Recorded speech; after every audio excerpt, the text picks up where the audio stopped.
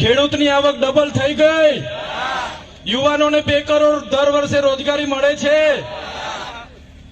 નથી મળતી? તો હજુ આપણે બીજા 2047 સુધી આપવાની છે એમને તક. ત્યારે 2014માં 2019 પર આવ્યા, 2019ની ચૂંટણીમાં 2024 પર આવ્યા, હવે 2024ની ચૂંટણી હતી ત્યારે 2047 પર લઈ ગયા. પરિવર્તન કરવા માટે હવે બધાએ જાગી જવાનું છે.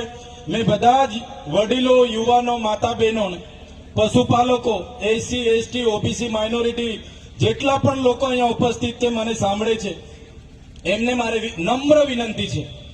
અમે નાના લોકો છે, અમને પોલીસ, એમની સરકાર, એમનો કલેક્ટર, એમના એસપી, એમના મંત્રી, એમના તંત્રી બધા અમને પણ ખૂબ ડરાવે છે, ધમકાવે છે, જેલોની વાતો થાય છે, ફલાણું કરીશું, ઢીકણું કરીશું. પણ જ્યાં સુધી તમારો બધાનો અમારા પર સહકાર છે, જ્યાં સુધી તમારા બધાના વડીલોના, માતા બહેનોના આશીર્વાદ છે, અમે એ લોકોથી ડરવાના નથી. ત્યારે આપણે હવે સામે લડવા જવાનું થતું નથી. હવે તમારામાંથી તાલુકા જિલ્લાના ઉમેદવારો ફાઇનલ કરી દો, આવનારી વિધાનસભાનો એક ઉમેદવાર ફાઇનલ કરી દો અને આવનારી સત્તામાં તમે આવી જાઓ, ત્યારે જ આપણા લોકોના કામો થવાના છે. વાત કરવા માટે હું આવ્યો છું. બધા જ લોકો આજે ઘણા લાંબા સમયથી